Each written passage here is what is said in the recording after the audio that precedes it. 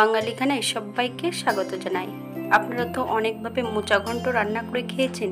আজকে আমি এখানে রান্না করব নিরামিষ মোচা ঘন্ট। খুব সহজে আপনারা শিখে নিতে পারবেন ছোট ছোট টিপস সহ। রান্নাটি করব বাটা মশলা দিয়ে। তবে বাটা মশলা দিয়ে রান্না করলে খেতে কিন্তু খুবই সুস্বাদু হয়। তবে আমি আজকে এখানে কিভাবে মোচা ঘন্ট রান্না করলাম পুরোনো দিনের পদ্ধতিতে, চলুন সেটা একবার দেখে নেওয়া যাক ভিডিওর মাধ্যমে। 1 ঘন্টা আগে একটা মোচা বেশ সরু সরু করে কেটে হলুদ জলের মধ্যে ভিজিয়ে রেখেছি। এই পর্যায়ে সম্পূর্ণ মোচাগুলো বেশ ভালো করে ধুয়ে নেব। সম্পূর্ণ কেটে রাখা মোচাগুলো প্রেসার কুকারের মধ্যে অ্যাড করতে হবে। 1 কাপ জল, 2টো হুইসেল দিয়ে নেব প্রেসার কুকারে। 10 মিনিটের জন্য প্রেসার কুকারটাকে স্ট্যান্ডিং টাইম দিতে হবে। প্রেসার কুকার থেকে বের করে মোচার থেকে বেশ ভালো করে জল ঝরিয়ে নিতে হবে। এই পর্যায়ে একটা কড়াইতে বেশ কিছুটা সরষের তেল অ্যাড করব। বেশ কিছুটা আলু আমি ভেজে নেব। আপনারা যদি পছন্দ করেন তাহলে এর থেকে আলুর পরিমাণটা বাড়িয়ে দিতে পারেন। আর আমি এখানে একটু নুন হলুদ দিয়ে আলুগুলোকে ভেজে নিয়েছি। আপনারা এর থেকে কম বেশি আলুগুলো ভেজে নিতে পারেন। ওরা মোচার থেকে বেশ ভালো করে জল ঝরিয়ে নিতে হবে। এই পর্যায়ে একটা ভারী কিছু দিয়ে থেতো করে নেব। আপনারা হাত দিয়েও এটা চটকে নিতে পারেন।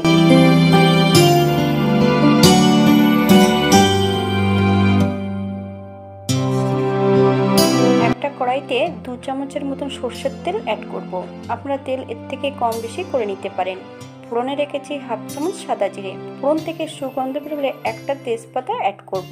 এই পর্যায়ে অ্যাড করব বেশ কিছুটা বাটা মশলা, আদা, জিরে, ধনে, 1/2 চামচ হলুদ গুঁড়ো, 1/2 চামচ লবণ।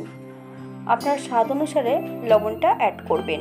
50 গ্রাম ছোলার ডাল আগের থেকে আমি সেদ্ধ করে নিয়েছি। তবে ডালটা সেদ্ধ করতে হবে 70% মতন। বেশ ভালো করে ডাল থেকে জলটা ঝরিয়ে নিয়ে সম্পূর্ণ ডালটা তেলের মধ্যে অ্যাড করব। মশলা এবং ডাল সহ বেশ ভালো করে ভেজে নিতে হবে। বাঙালি রান্না সম্পূর্ণ ঘরোয়া মশলা দিয়ে। আপনাদের যদি রান্নাগুলো পছন্দ হয় তাহলে চ্যানেলটি সাবস্ক্রাইব করে দিয়ে পাশে থাকবেন। পাশে থাকা বেলটি কিন্তু বাজিয়ে দেবেন, নইলে নিত্য নতুন রান্নার নোটিফিকেশন পাবেন না। এই পর্যায়ে অ্যাড করব ভেজে রাখা আলু আর 4 থেকে 5টা কাঁচা লঙ্কা দোফালি করে অ্যাড করব। মশলা ধোয়া বাটি থেকে সামান্য একটু জল অ্যাড করব। বেশ ভালো করে কষিয়ে নিতে হবে, অথবা মশলা থেকে যতক্ষণ তেল না ছাড়ছে ততক্ষণ বেশ ভালো করে কষিয়ে নিতে হবে।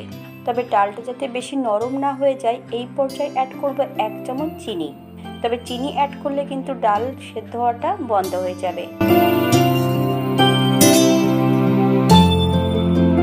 এই পর্যায়ে অ্যাড করব মোচা। আমি মোচাটাকে কিন্তু থেতো করে নিয়েছি।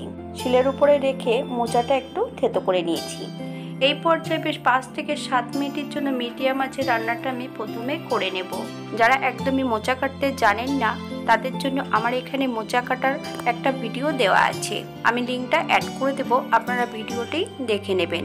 যে মোচা কাটতে জানে না সেও কিন্তু ভিডিওটি দেখলে মোচা কাটা শিখে নিতে পারবেন। মাত্র 5 থেকে 7 মিনিটের মধ্যে একটা গোটা মোচা কেটে নিতে পারবেন। 5 মিনিট পর এই পর্যায়ে ঢাকা দিয়ে দেব 7 থেকে 8 মিনিটের জন্য। তবে ঢাকা দিয়ে দিলে শুধু হবে না, মাঝে মাঝে কিন্তু ঢাকা খুলে একটু নেড়ে চেড়ে দিতে হবে যাতে কড়ার নিচটাতে লেগে না যায়।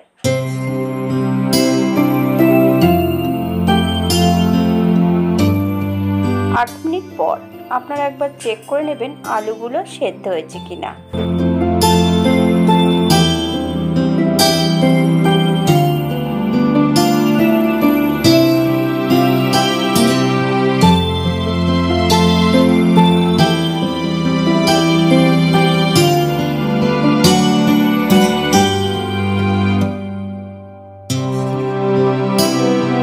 পর্যায়ে অ্যাড করব 1 চামচ ঘি। আপনারা যদি পছন্দ করেন তাহলে পরিমাণে বাড়িয়ে দিতে পারেন।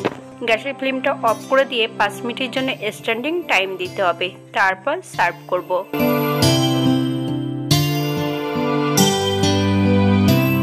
এটা দেখতে যেমন ভারী সুন্দর হয়েছে, গরম ভাত, রুটি, পরোটা সবকিছুর সঙ্গে অসম্ভব ভালো লাগবে। আপনারা একবার বাড়িতে একই পদ্ধতিতে বানিয়ে নেবেন। আজকে আমি এখানে করেছিলাম ছোলার ডাল দিয়ে মোচা ঘন্ট। আমার কিন্তু এখানে মুগ ডাল দিয়ে চিংড়ি মাছ দিয়েও কিন্তু করা আছে। আপনারা আমার চ্যানেলটি একবার ঘুরে দেখে নেবেন। যারা পেঁয়াজ রসুন খাবেন তারা অবশ্যই পেঁয়াজ রসুন অ্যাড করতে পারেন। আমি রান্নাটি করেছিলাম বাটা মশলা দিয়ে। আপনারা গুঁড়ো মশলা দিয়েও রান্নাটা করে নিতে পারবেন খুব সহজে।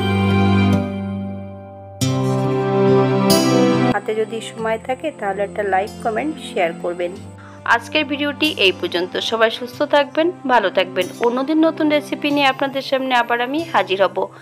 নতুন ও পুরনো সকল বন্ধুদের অসংখ্য ধন্যবাদ ভিডিওটি দেখার জন্য।